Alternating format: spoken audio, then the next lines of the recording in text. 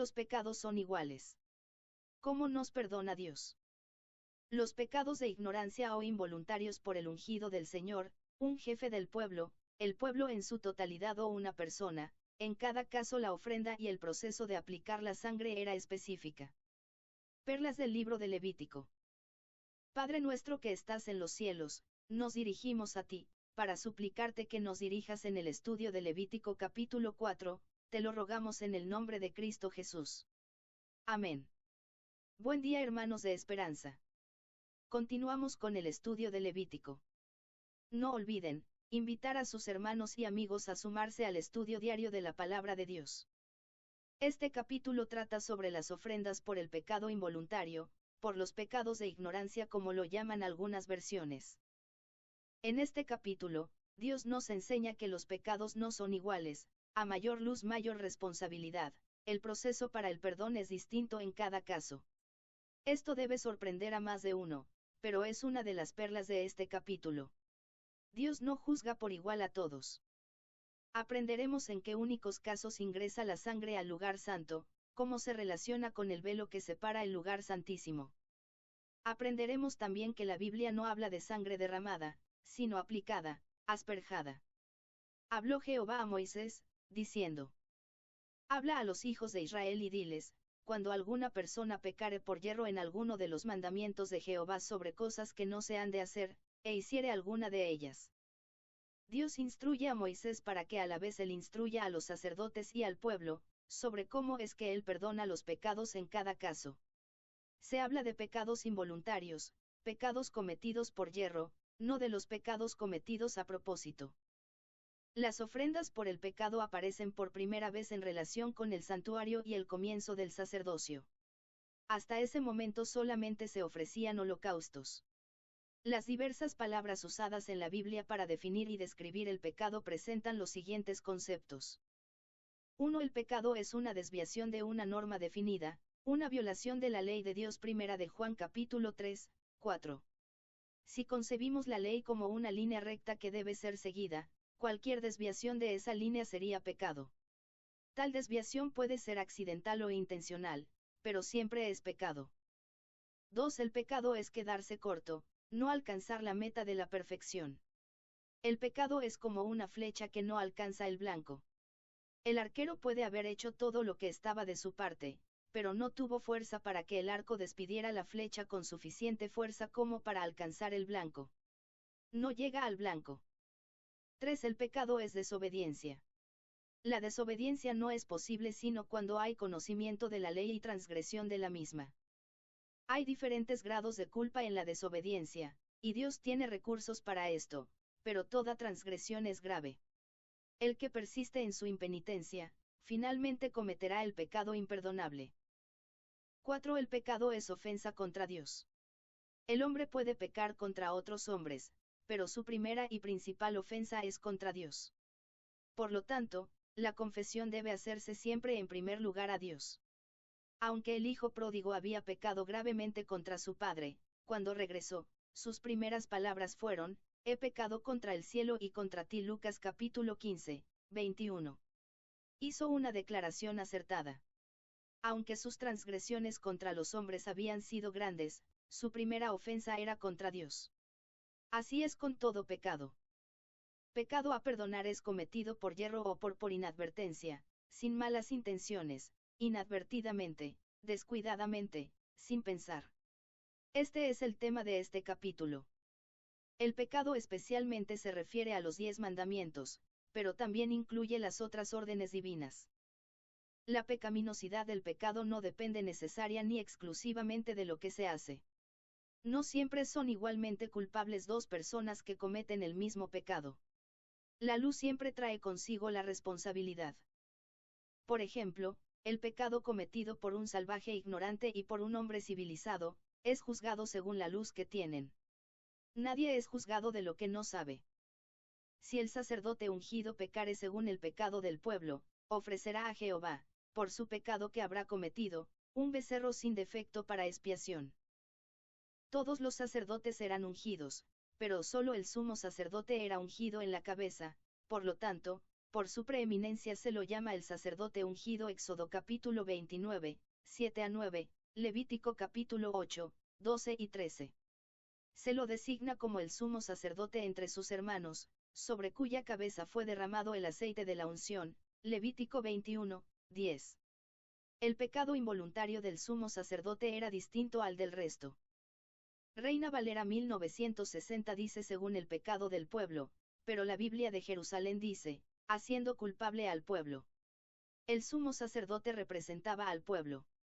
En armonía con este principio, los profetas siempre se identificaban con los pecados del pueblo.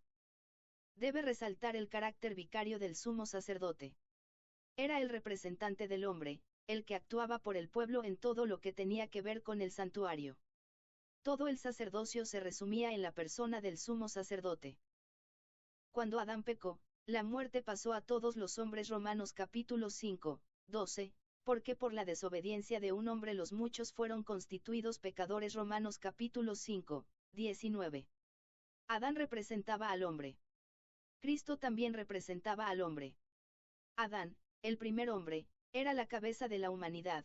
Cristo, el segundo hombre, el postrer Adán, el Señor del cielo, es la cabeza de la nueva humanidad. 1 Corintios 15, 45-47. La responsabilidad del sumo sacerdote era grande. El sumo sacerdote, que en un sentido especial era un símbolo de Cristo, representaba al hombre. Representaba a todo Israel. Llevaba las cargas y pecados del pueblo. Llevaba la iniquidad de las cosas sagradas. Llevaba sobre sí el juicio de Israel. Cuando él pecaba, Israel pecaba. Cuando el sumo sacerdote entraba en el santuario, lo hacía en nombre del pueblo. Cuando él comparecía ante Dios, ellos comparecían. Representaba al pueblo, era el pueblo.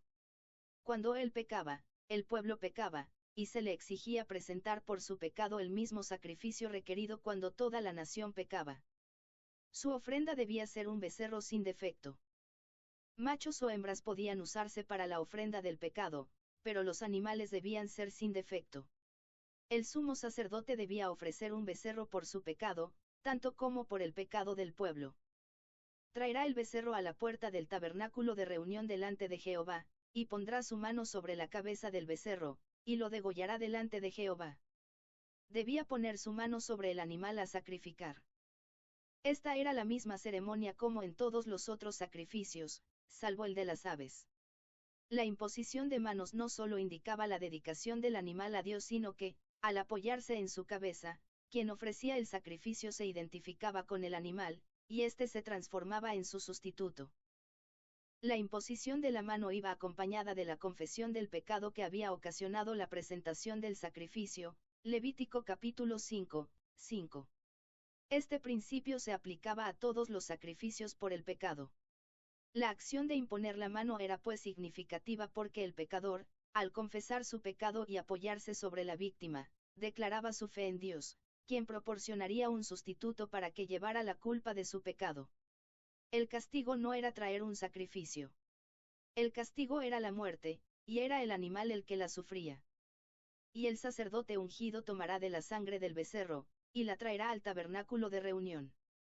Y mojará el sacerdote su dedo en la sangre, y rociará de aquella sangre 7 veces delante de Jehová, hacia el velo del santuario. Puesto que no había ningún sacerdote de más jerarquía que el sumo sacerdote, que pudiese oficiar por él mismo debía ministrar la sangre. En los sacrificios ya considerados, la sangre era rociada en el altar del holocausto en el atrio o puesta sobre sus cuernos. Cuando el sacerdote ungido pecaba, la sangre era llevada dentro del tabernáculo. Sin duda esto se debía a que su pecado era considerado como más grave que el de cualquier otra persona, o de mayor importancia ante Dios. El sacerdote mojaba su dedo en la sangre y la rociaba 7 veces delante del velo, delante de Jehová. También ponía parte de la sangre sobre los cuernos del altar del incienso, y asimismo delante de Jehová tal como dice el versículo 7. Debiera notarse que el sacerdote no rociaba la sangre sobre el velo, sino delante de él. También es de interés que no usaba más que un dedo para rociar esa sangre. Además, esta aspersión se hacía solo cuando el sacerdote ungido o la congregación entera pecaba. A cada ofrenda debía preceder el arrepentimiento. La aspersión de la sangre tenía relación con la ley que estaba directamente detrás del velo. Sin embargo, la sangre no llegaba hasta la ley, el velo se interponía.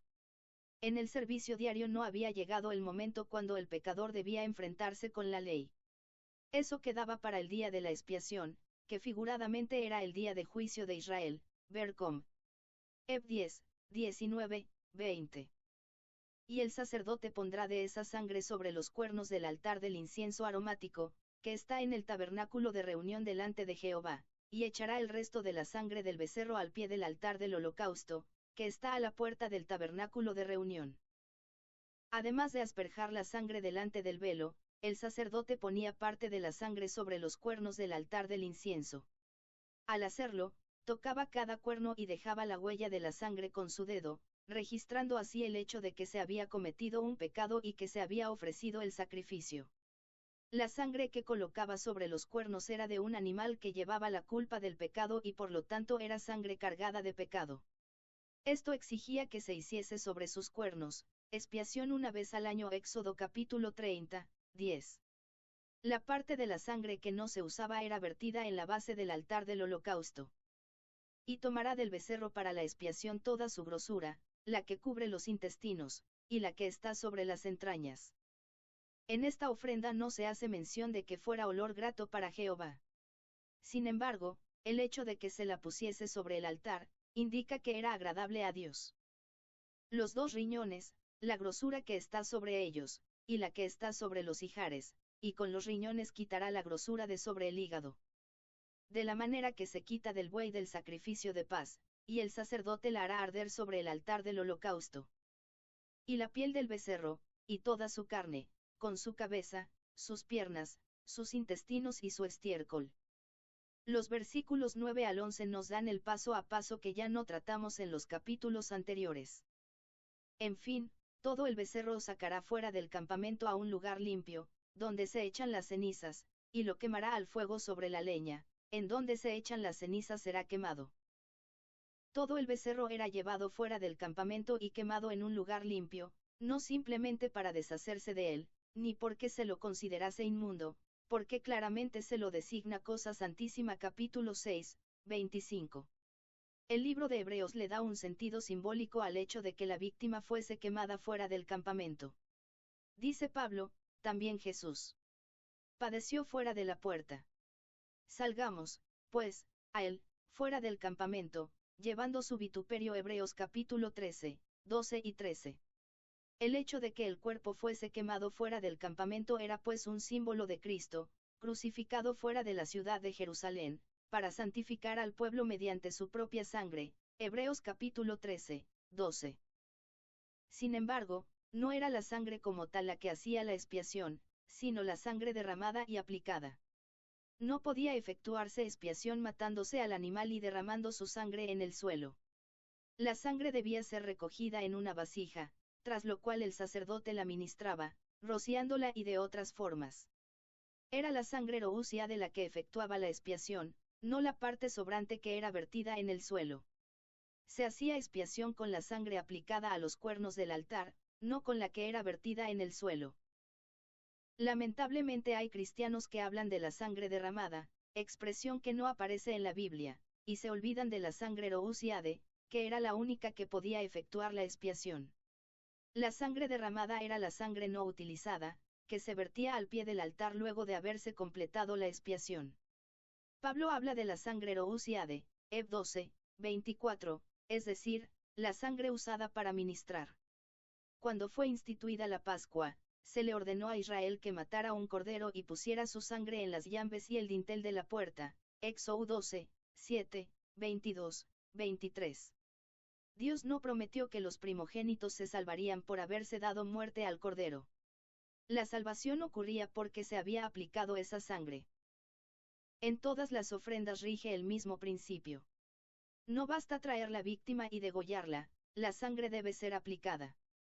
Luego de su ascensión, Cristo por su propia sangre, entró una vez para siempre en el lugar santísimo, habiendo obtenido eterna redención. Hebreos capítulo 9, 12, y allí como sumo sacerdote, ministro del santuario, y de aquel verdadero tabernáculo, Hebreos capítulo 8, 1 al 3, ministra en nuestro favor. Esta fase del ministerio de Cristo es tan necesaria para nuestra salvación como lo fuera el ministerio de la sangre del Cordero en ocasión de la primera Pascua, como sucedía también con todas las ofrendas en las cuales se derramaba sangre. El ministerio de la sangre en el gran día de la expiación era el punto culminante del servicio anual. Era muy importante degollar la víctima, sin ello no habría sangre para ministrar, pero se alcanzaba la culminación de la ceremonia cuando el sumo sacerdote entraba en el lugar santísimo con la sangre del macho cabrío del Señor. Hebreos capítulo 9, 25. En forma similar, Cristo por su propia sangre, entró una vez para siempre en el lugar santísimo. Hebreos capítulo 9, 1. Su muerte en el Calvario fue esencial, sin ella no hubiera tenido nada que ofrecer. Hebreos capítulo 8, 3. Pero sin el continuo ministerio de la sangre en el santuario celestial, el sacrificio del Calvario no hubiera valido de nada. La mayoría de los cristianos no entienden el ministerio de Cristo como nuestro gran sumo sacerdote, ni le dan a ese ministerio todo su valor. Ciertamente, creen en la sangre derramada, pero no comprenden que debe haber un ministerio o una aplicación de la sangre para que sea efectiva.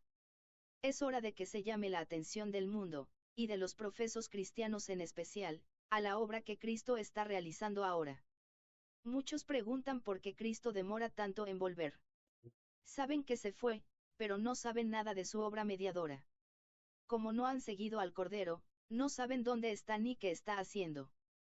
Es nuestro deber y privilegio, nuestra tarea como pueblo, restaurar las antiguas calzadas, ver Isaías 58, 12, y presentar a Cristo al mundo como nuestro mediador y sumo sacerdote. Su obra está casi terminada, y cuando concluya, Cristo vendrá con poder y gloria. Si toda la congregación de Israel hubiere errado, y el yerro estuviere oculto a los ojos del pueblo, y hubieren hecho algo contra alguno de los mandamientos de Jehová en cosas que no se han de hacer, y fueren culpables. Si el pecado involuntario era cometido por todo el pueblo, el tratamiento era similar. Las personas podrían pecar a menudo y presentar las ofrendas necesarias. Rara vez la nación entera podría pecar por yerro. Aquí se incluyen todos los pecados, grandes y pequeños, pero se refiere sobre todo a los así llamados pecados pequeños. No se refiere esto a la violación abierta, sino al pecado relativamente leve, contra alguno de los mandamientos en cosas que no se han de hacer. Cuando se hacía esto, se incurría en culpa, y debía presentarse una ofrenda por el pecado a la puerta del santuario. Luego que llegue a ser conocido el pecado que cometieren, la congregación ofrecerá un becerro por expiación, y lo traerán delante del tabernáculo de reunión. Esta ofrenda se refería a que el pecado se ignoraba, pero lo hecho era pecado. En tales circunstancias, toda la congregación debía presentar la misma ofrenda exigida del sumo sacerdote cuando pecaba. El becerro lo proporcionaba la congregación, por cuanto todos eran considerados culpables. Los ancianos, elegidos de entre las diferentes tribus, llevaban el becerro al lugar del sacrificio, ponían sus manos sobre él y lo degollaban. Nada se dice aquí de la confesión, pero esta está implícita en la imposición de manos. Sin confesión, la presentación de una ofrenda no valdría de nada, porque no habría transferencia de pecado, del pecador al sacrificio. Además, no es la forma en que se hace la confesión, sino el hecho de confesar, lo que es aceptable ante Dios. Y los ancianos de la congregación pondrán sus manos sobre la cabeza del becerro delante de Jehová, y en presencia de Jehová degollarán aquel becerro. Lev 4:16. Y el sacerdote ungido meterá de la sangre del becerro en el tabernáculo de reunión. Los versículos 15 y 16, describen el mismo proceso que en el caso arriba visto. Y mojará el sacerdote su dedo en la misma sangre, y rociará 7 veces delante de Jehová hacia el velo. La ministración de la sangre era la misma que en el caso del sacerdote que pecaba. Puesto que el sacerdote usaba solo un dedo para realizar el ministerio de la sangre, se usaba solamente una pequeña porción de la sangre del becerro. Y de aquella sangre pondrá sobre los cuernos del altar que está delante de Jehová en el tabernáculo de reunión, y derramará el resto de la sangre al pie del altar del holocausto, que está a la puerta del tabernáculo de reunión. Y le quitará toda la grosura y la hará arder sobre el altar. Acabado el ritual de la sangre, el sacerdote quitaba toda la grasa del becerro, siguiendo el mismo procedimiento como en el caso de que hubiese pecado el sumo sacerdote. Y hará de aquel becerro como hizo con el becerro de la expiación, lo mismo hará de él, así hará el sacerdote expiación por ellos, y obtendrán perdón. En el caso del sumo sacerdote ungido no se dice nada de expiación ni de perdón. Indudablemente, recibía el perdón, como los otros, cuando confesaba sus pecados. Y sacará el becerro fuera del campamento, y lo quemará como quemó el primer becerro, expiación es por la congregación. El ritual de llevar al becerro fuera del campamento para quemarlo en un lugar limpio era el mismo que se efectuaba en el caso cuando el sumo sacerdote pecaba. Cuando pecare un jefe, e hiciere por yerro algo contra alguno de todos los mandamientos de Jehová su Dios sobre cosas que no se han de hacer, y pecare. Luego que conociere su pecado que cometió, presentará por su ofrenda un macho cabrío sin defecto.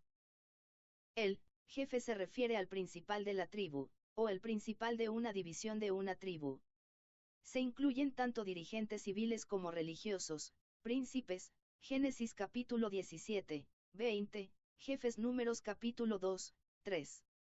Posiblemente el jefe no se había dado cuenta de su transgresión. No se esperaba que un jefe conociera tanto de la ley como el sumo sacerdote ungido, por lo tanto la ofrenda que de él se exigía era de menos valor que la que se pedía del sumo sacerdote.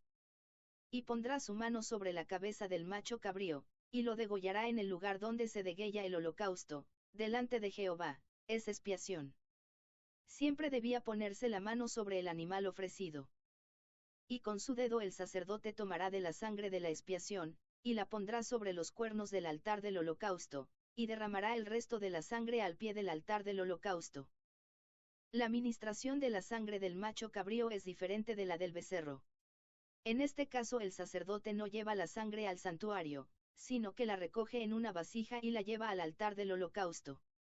Allí aplica con el dedo la sangre a los cuernos del altar. Y quemará toda su grosura sobre el altar, como la grosura del sacrificio de paz, así el sacerdote hará por él la expiación de su pecado, y tendrá perdón. En todos los casos, ya fuera holocausto, ofrenda de paz, u ofrenda por el pecado, toda la grasa que se podía sacar era quemada sobre el altar. Con esto, el sacerdote terminaba su tarea en favor del jefe que había pecado, el cual se iba perdonado.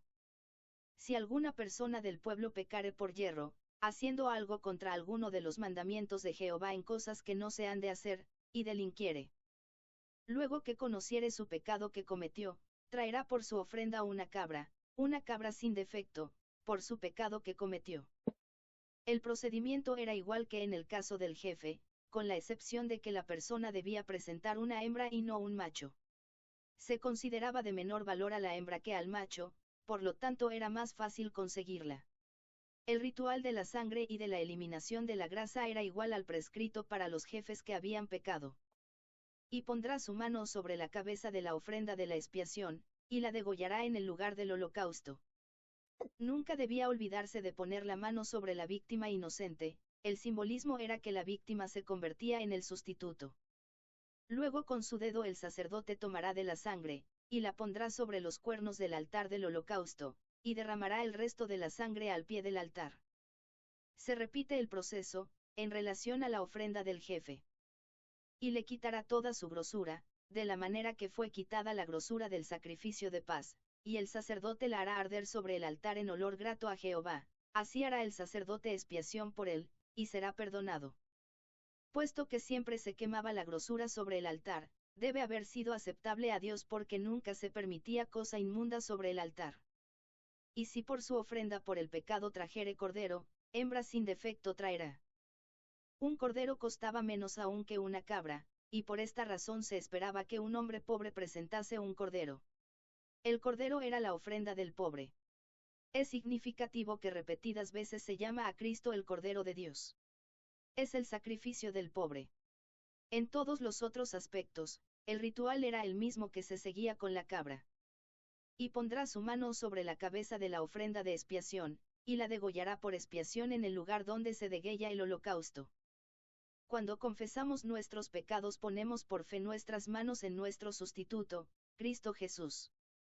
Después con su dedo el sacerdote tomará de la sangre de la expiación, y la pondrá sobre los cuernos del altar del holocausto, y derramará el resto de la sangre al pie del altar. Y le quitará toda su grosura, como fue quitada la grosura del sacrificio de paz, y el sacerdote la hará arder en el altar sobre la ofrenda encendida a Jehová, y le hará el sacerdote expiación de su pecado que habrá cometido, y será perdonado. Todos los requisitos para la presentación de ofrendas de diferentes valores reflejan tanto la justicia como la misericordia de Dios. En primer lugar, el valor del sacrificio que debía presentarse estaba determinado por el grado de culpa del pecador y, en segundo lugar, por sus recursos para comprar una ofrenda. Dios nos enseña cómo perdona nuestros pecados involuntarios, que los pecados sean involuntarios no hacen que dejen de ser pecados. Tiembla ante los pecados voluntarios, para ellos no encontramos en Levítico una ofrenda. Dios te bendiga.